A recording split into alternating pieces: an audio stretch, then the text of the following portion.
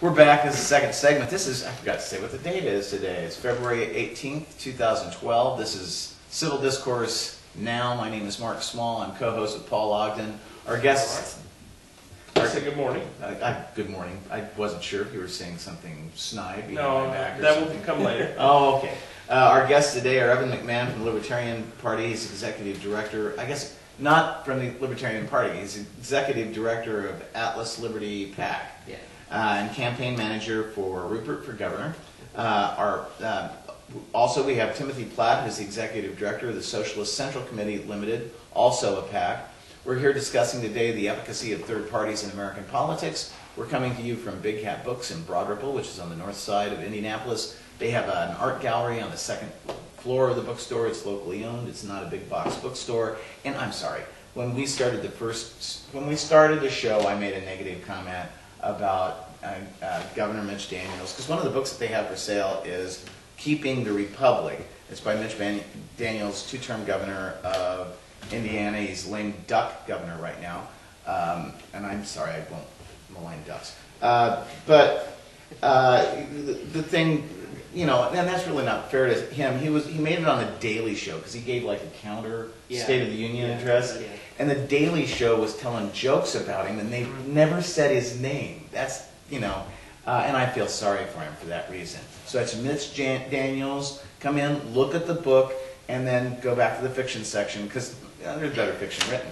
Anyways, we were talking about the efficacy of the, yes. Well, before we move on to that, we want to make sure we get our guest's contact information. You're right. I always screw that up.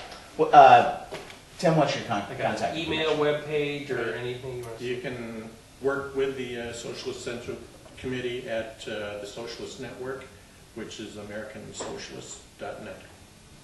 You can get involved with Atlas Liberty at atlasliberty.com. You can also find us on Facebook, YouTube, Twitter, LinkedIn, all under Atlas Liberty.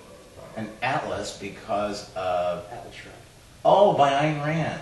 She was kind of into kinky sex. I can't fault her for that. Oh, the biting and everything. Well, you know. Okay, well, we were talking at the end of the last segment about the differences between... your perspectives of how the system is set up, and Tim was characterizing it as capitalist, and Evan was characterizing it as corporatist.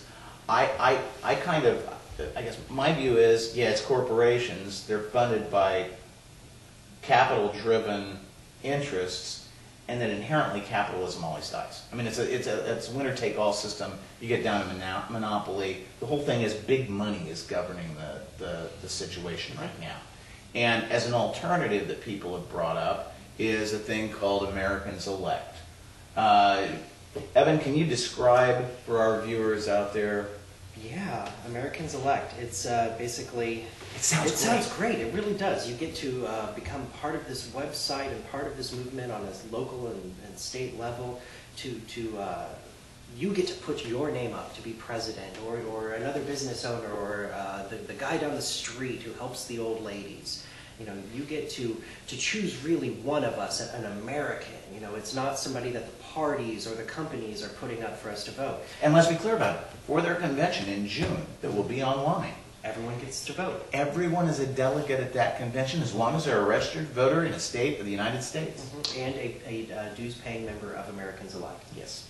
How much are the dues? I think they're $35. Okay. I think. That's something around. Yeah. It's reasonable. It's reasonable.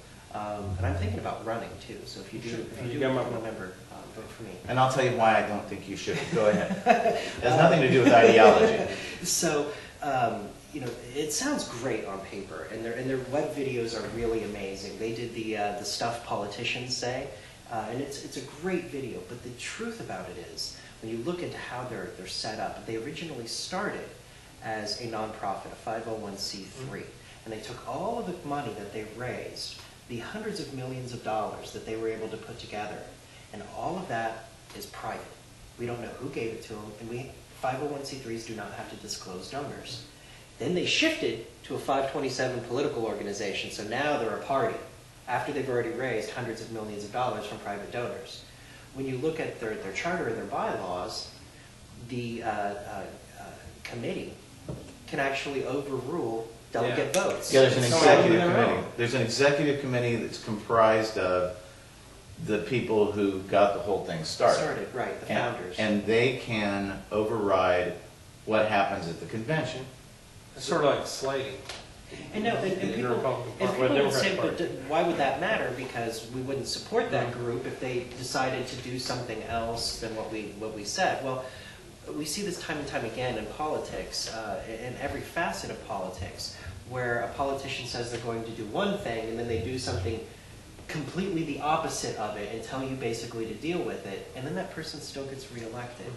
Why? Because they're good at selling us crap Well, and telling it's Rice Krispies. Well, yeah, and also another thing that I think is a positive about the organization, they've manipulated federal statutes on fundraising so that they could go from non-profit, not-for-profit, where they'd have to report something, to a political entity where they could wield some kind of clout. And that's shown that they're pretty slick with the laws. And imagine what they could do to with our government if they Yeah, get it's control. great to have somebody who can find all of the major loopholes to create a coup using finances working within our government. What I just, You know, that's worked out great for us so far.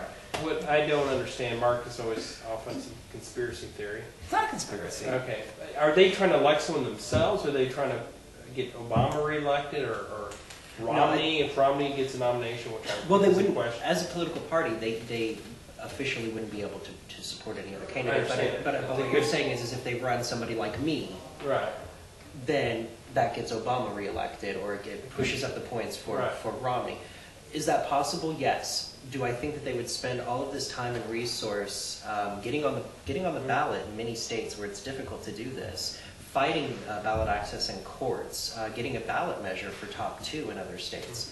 I don't think they would do that. I think that they would just save their money, spend a fourth of it running campaigns either for or against.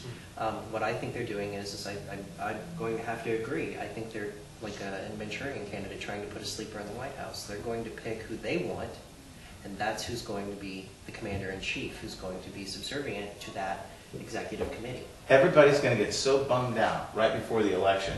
They're going to be saying, okay, who we got? Who we got here? We got, and President Obama caved on a lot of the promises that he made in his campaign, so we don't have national health care. We gave a lot of money to corporations. It was already being given to those corporations under the Bush administration. Yeah, we're still in Guantanamo, and that angers me because if we're going to be in Cuba, we should be able to get Cuban cigars here. I mean, that makes no sense. But then on the other hand, in terms of the Republican Party, I mean, it's like Mitt Romney doesn't have any views. He'll say whatever it is he wanted to say. And He's got a view. His view is that he should be president. well, That's his view. That's his That's his view. whole. and Rick Santorum has a great mind if he were in the 14th century. And we were And still that joke was stolen. it was stolen. It was stolen, but I... Circulating on Facebook for like 2 weeks. No, but You shouldn't use the phrase circulating in Santorum. All right, Saying, all right. just look up the definition of Santorum. don't look up the definition. But the thing is, I could see them popping up at the last minute with people not having enough time to think about candidates and voting for like because they've said they want somebody who's of national prominence as a candidate. Right now, Ron Paul is on a national elect, and he has the most votes at the moment. But I can't see Ron Paul, as much as I disagree with some of his views and everything, I don't see him being, he wouldn't be, Right. Well, I'm not concerned about the Manchurian right now. You have to look at it kind of like a developer putting together a condominium association or whatever. You have a small group, a committee who's trying to develop a third party, and they're getting a lot of money, but historically third parties don't do very well in the national elections. So you can assume that this third party won't do the same. But what they're trying to do is get ballot access in all the states, so they have a viable party for the next election or the election after that. The ballot That's the access upcoming- carries over, though, doesn't it? Well, it depends on the state. Right, and if you they already get- have the infrastructure built, Right, if you've right. already And that's gotten what- ballot that's- access and with that's the what states, they it's have to easier do now. maintain. So you're saying they're not aiming at this election so much Right, as they're using this one to build the foundation for the next one. And if you look at it at a condo association, the developer will always maintain that control, the developer control, and Well, until it hits that That's tipping true point. for private enterprise, but what we're talking about is a political system, and your party as They're- well, they're- since they're its right. formation, Well, has had regular but the Socialist Committee, to the re-elect Socialist party yeah. officers. The Libertarian Party, we're getting ready to do that as well. We're getting ready to vote for a national vice chair at our presidential nominating convention in Las Vegas. What does your vice chair do? Or I meant national chair. I'm I'm sorry, sorry. that was a Freudian slip because I support the current vice chair. Well, I'm in support of What liberty. the vice chair does is basically everything that the chair doesn't do or puts out the fires that the chair starts. That's currently the role of the vice chair. And we actually have Mark Rutherford. running for Oh, that's right. Libertarian Right. president, fellow Not- attorney, Not president. And national chairman. national chair. he's an Indianapolis lawyer. He's a real good lawyer. Good lawyer. Real good guy. Yeah, Good guy. yeah, he bills really high. That's really, that makes him a good lawyer. Yeah, that's what I've been told. So you're looking at Americans Elect as having a longer term goal. Right. And I think Evan and I are looking at it as being a shorter term goal where Everything being as divisive as it is right they now. could pop up at the last minute, and even Yeah. if they calved off 2 or 3% in the right state, Yeah. they do that. Whereas Paul thinks we're all nuts. Yeah, well, no, I think Tim is more sane than you two. Which is ironic. He's a socialist. I want to clip that. I want that as my ringtone. If you can figure tech like that, I can. then give it to me. I want that for my ringtone too. They're not running any other candidates, right? Any other races? They're not. No, they're only focusing. Americans Elect is only focusing on president. But then that gets into the question of how can they possibly expect to get anything done on any kind of an agenda, on any kind of a platform, when they don't have Congress? Well, and I mean, that's true. I mean, that's one of the problems that libertarians have had when we have been elected to an office is we have no one to caucus with. We have no other support system in place because we're it. We're the lone one. It's like Ed Coleman on the city county council here in Indianapolis. He was the lone libertarian out of a bunch of Republicans and a few Democrats, and he didn't get to caucus with anybody, and so his bills oftentimes or resolutions were oftentimes shot down. His suggestions that something be moved back to a committee because it was being rushed through and improper was largely ignored because of that.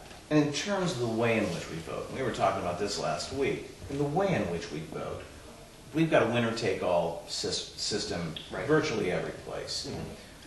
Why is it that, local communities like San Francisco and Minneapolis, I guess, have ranking ballots where you list your first, second, third, fourth choices, and then they tabulate on that basis. Right. And that's given greater access to other parties to local politics, local positions as well. Is that something that you guys would view as being good, or we're running? I would, because oftentimes, when you do cast your ballot for a Republican and you're in a district, you may not want the Democrat to be your second choice. You may want the Libertarian, and then the Democrat, and then the Green, and then the Socialist. Okay, we're at the end of the second segment. I got to cut you off there, and we'll be right. And says,